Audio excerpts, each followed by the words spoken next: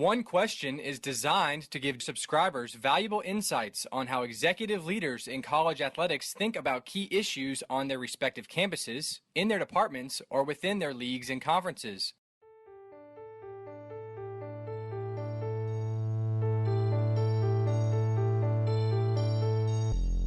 Greetings, this is Ty Brown and welcome to One Question, where we highlight executive leaders in college athletics. Our guest today is Taurian Houston. Taurian is the Associate Athletics Director for Compliance at Rice. Greetings, Taurian. Thanks for joining us. Thank you for having me, Ty. I really appreciate it. Now, Taurian, your experience, 5 years in a full-time position, spent 3 years as an intern while in law school, a year at the NCAA as an intern, totaling 9 years in college athletics in terms of administration, right? So, and compliance is your area, so you have a wealth of experience on that. I want to say mine. I'm not going to take ownership over it. Your experience is compliance, right? Yes. I wonder, for someone, law school background, compliance background, seem to like the area you work in, what area of compliance do you feel like is close to vest or has it had the biggest effect on you? Yes. So during my time at the NCAA National Office, I had the opportunity to serve in academic and membership affairs. And during that time is where I saw a lot of the waivers that were coming through from NCAA membership. And most of them revolved around student-athlete name, image, and likeness. Obviously, one of the hot topics that we're starting to see in terms of student-athletes owning themselves when they come into the institution. And so when, seeing that in terms of some of these dynamics as it relates to student-athletes creating their own businesses and entities and utilizing their name, image in order to promote them. And, seeing that from the national office, and then fast forward, I get to campus. And when I was at Colgate for 3 years, great thing is you're starting to see these entrepreneurial programs and hubs and incubators being created on college campuses in order to give students these experiential learning opportunities. And so you have these students and they're constantly going after student athletes because of that drive and that opportunity to create something. And so now you get into the issue of, okay, well, have they checked with compliance? Because, 1244, the bylaw states that, for self-employment, student athletes can't use their name to promote their own business. And so now working with it in terms of, let's look at the waivers. Let's look at seeing if there's an athletic nexus associated with those waivers in order to really accommodate our student athletes. And when we realize that we don't want to necessarily take away anything that the normal student or the regular student on campus has the opportunity to take part in, yet when they are looking for the people who are most invested in these opportunities, student athletes seem to lead the pack, and we want to make sure that we are providing them with every opportunity to do so. It's interesting you say that, especially with how big entrepreneurship has become in the last 10 to 15 years, where, like you mentioned, they have incubators on campus for the general student body to grow, and sometimes they put money behind these students to have businesses, and then the business may take off and become successful. And as a student athlete, I'm a student, and I may want to start a business, right? And it just so happens that I play sports, you know what I mean? And that's the big thing, so then I can't profit off of my name, image, and likeness, or even if I don't have a big name, image, and likeness, I still play for this school, so I'm restricted from what I can do. That's got to be frustrating, right? Yeah, no, absolutely. I mean, there were, over the course of 3 years, we probably had close to 10 or 11 cases where we were working with the NCAA in order to allow these students to take part in these opportunities. One comes to mind where it was a young man. He was utilizing his father's connections in terms of taking recycled material that he was finding on the beach in order to make clothing. 30% of the proceeds of it go back to cleaning up beaches in his hometown. So when they're creating these businesses, profit is not, the foundation in which they're standing upon. They have an interest and they're trying to figure out, okay, how do I maximize this interest in order to make it something that I can share with everybody. Another one is a young lady who created a nonprofit in order to assist students from her hometown in terms of having access to resources in the college space and higher education. And so when I'm thinking about that as a compliance administrator, you're hearing these stories from students, and you want to make sure that you can you're seen as an access or an advocate toward them versus an adversary. And in doing that, you realize that you allow them to achieve their dreams and achieve their goals and have that quality student-athlete experience that we're always trying to strive as administrators to create on our respective campuses. Right. Where do you see that going? I mean, what's the trend coming? Because it's not going to slow down. No, not at all. Especially with the way people think in the industry of entrepreneurship is now. Like, this is just continually grow exponentially. So tell me about where you see that going. No, I mean, the NCAA has been great in terms of affording student-athletes these opportunities where it's now a part of a list of previously approved waivers that if they are, if these businesses or entrepreneurial opportunities if they don't have an athletic nexus associated with it, then college campuses are allowed to apply these parameters regarding the legislation on their campuses in order to approve these waivers. Now we get into the realm of, what if you have that athletic nexus? Obviously, you grow up in sports and you see, a void in your respective sport. Maybe it's an equipment issue.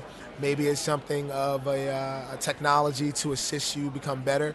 And now, are we going to restrict them because this is the only thing that they know? Now I have to make a choice. Like, right. Do I want to be an athlete or do I want to create this business which could be take off, or why can't I do both kind of situations? Right. Yeah. No. So it's it's always these different things where because this is what they know and something that they are familiar with, are we restricting them? Are we holding them back from truly progressing as individuals on the campus? Obviously you want to make sure that, as a compliance administrator, I have to have that realist in the sense of, could people take advantage of that in terms of, outside boosters and or people other individuals. Right. Even some of the student athletes. Right, absolutely. Some of the student athletes, taking advantage of the fact that they have this platform and utilizing that platform to strictly profit and not necessarily look at it in terms of something as of interest. It's just like, this is a quick way for me to make money and for me to I have eyes on me now that I have this additional platform of being at an institution and being on this national stage. And so you want to make sure that you're careful. And I think the NCAA is really looking at different things. Now when you look at the Board of Governors working group created around federal and state legislation, obviously they're looking at name, image, and likeness from a different aspect in terms of businesses using student athletes to endorse them. And obviously the pay-for-play model is a hot topic, and you want to be careful with that. But I do think that is the direction that it's going in terms of, all right, then now that students, we've moved this far, we've progressed the needle in terms of non-athletic aspects. Now when we're entering the athletic space, are we willing to have that conversation? What are we willing to do, right? Because when you think about it, right, which is a whole nother conversation, what is the reason that somebody feels like they see an opportunity for them to bring some money in, right? It's not always just because they're greedy. They're probably supporting a lot more people than just themselves, or they're probably trying to support themselves there on campus. So there's a whole bunch of nuances to this subject. And how does the NCAA, of course you interned there and you're probably heavily involved with it now, how are they advised by the membership? Like, what is your input to the NCAA on things you and other compliance officials see on campus? Yeah, no. So there's several ways that we try to engage with the national office, because at the end of the day, everybody thinks that NCAA this, NCAA that, and this kind of this ivory tower model where at the end of the day, the NCAA is the membership. It's the several thousand institutions. I can't even remember how many there are. But there's a lot, right? But there's a lot of institutions that, and we're the voice. And so you want to make sure that as compliance administrators, because we are often, we are the ones applying the rules and trying to interpret these legislative matters, you want to make sure that voice is getting back to the people who weigh in on it. And so when you think about, committee work, and so I currently serve on the initial eligibility waivers committee, getting back and reaching back out to individuals to see, hey, here's some of the things that we're seeing from the high school model to the collegiate space. Are we educating them on the classes, the 10-7 rule in terms of the core course requirements? Then I'm currently now member of NAC and a part of the professional development committee, and we're viewing when we're looking at some of these committee spaces where rules are being decided, whether it be the fact-finding committee, whether it be legislative relief, whether it is the amateurs committee. We're trying to see, okay, are there NAC members serving on those committees? Because we want to make sure that with these individuals who are in that space and serving in those compliance realms, having those individuals on those respective committees so they can educate and they can say that, hey, that may be a very admirable way of thinking about something. Is it real, or is it, can we apply this? Is this an aspect in which we feel as if that this is going to be something that is a possibility? And so when we're thinking about that in terms of getting those voices and getting those individuals on the committees that really make an impact on the conferences and the membership, it's key that we ensure that we're having these knowledgeable individuals in spaces where they can advise and really be a part of the overall process. My experience with the American Football Coaches Association is that if the structure is in place and the communication is good, usually when information comes from the membership, things can change, right? And so in terms of compliance, you guys probably hear stuff from all aspects of the industry, from coaches, administrators, to student athletes. Everything has to almost come through you guys. So how do you guys decide as a body? Because what's different at Rice is probably different at USC, which is different up at Washington, which is different at Michigan State. Tell me how you guys advise each other to decide on what needs to go to the NCAA. Right, no, absolutely. So, when you think about a lot of the legislative proposals that go through the voting and with the Division I's NCAA Council, it's the conferences that are reviewing these legislative proposals that are being submitted from institutions. And so you often look at it in terms of, is this something of national significance? Is this something that is affecting only your institution, and can it be accomplished in a different way, whether it be a waiver process or maybe some type of a flexible interpretive philosophy, versus is this something that we're seeing as a pain point or something that is constantly coming up on several institutions' campuses? Can we really address this at a national scale? When we think about the early recruiting model, and I know we're switching a little bit, but with the early recruiting model, that's something that we were constantly seeing, where students were committing to institutions, before they'd even started high school. So you're thinking, we're having that coaches that feel this pressure to go out and actively recruit before they can truly understand the admissibility of a prospect. And so when we're thinking about that, that's something of national significance that we're seeing across the board.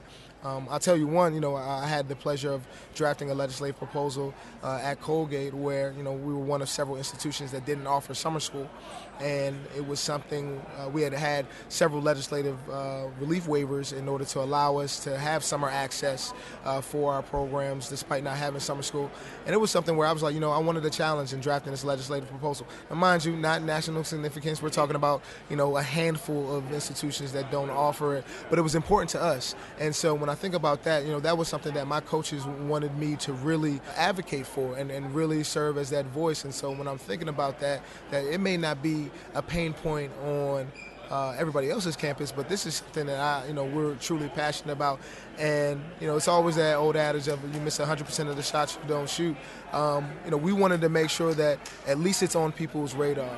If we put this in front of people and they see that this is a pain point, then they have to talk about it, and then they have to address it, and then it could have gone another way where it wasn't passed, and we would have been okay with that, knowing that we at least took the opportunity and took the time to draft up something and share with people why this was something of importance to us. And when I think about that, a lot of times when working as compliance administrators, that's what you want to do. Your coaches are constantly coming to you about certain things because it is important to them. And if you can find a way to alleviate that pain, even if it's for a moment, it's something that they'll see feel you like as something was being done. Right. They'll see you as somebody of value, and in doing so, it creates that relationship where if you need them and you're working with them, they recognize that you're on their side. Right. Excellent. Did that go through when you passed that up? Yeah, no, actually it did. So it is now in bylaw 17.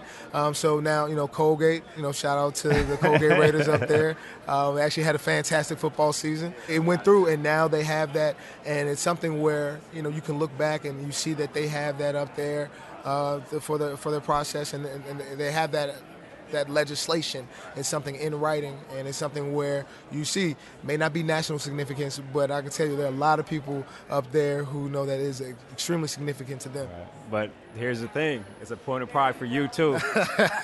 You probably won't say that, but it is a point of pride for you too, right? A lot of people have been influential in my career, and a lot of help, from a conference, from friends at the national office who were able to advise me on, what I needed to say in terms of the rationale, what I need to tie it into in terms of, this is how it's going to best serve you. And, in that, when you see the governance process kind of play out, it's kind of, you take a step back and you realize like, wow, like, okay, you see it through every single step, through the commentary period, through the, the dialogue that you have at your conference level in order to ensure that, okay, I'm thinking about this completely the right way, and making sure that as you're taking each and every step, you're seeing it inching closer to approval. You can kind of get that excitement about like, man, okay, now that I see the process, I'm now comfortable doing it the next time around, or being able to advise the next time around. It's funny to me, and I'll wrap with this, but it's funny to me to think about compliance people looking through the book like, oh, yeah, I wrote that.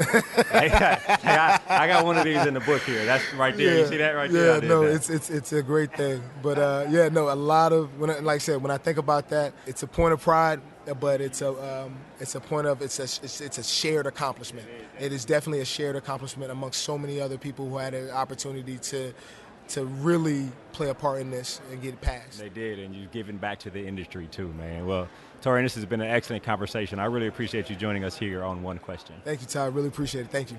That was Taurian Houston. He is the Associate Athletic Director for Compliance at Rice University. And of course, this is Ty Brown with One Question. And keep in mind, the role of a leader is to create and maintain an environment that people want to be a part of. And as always, be better tomorrow than you are today.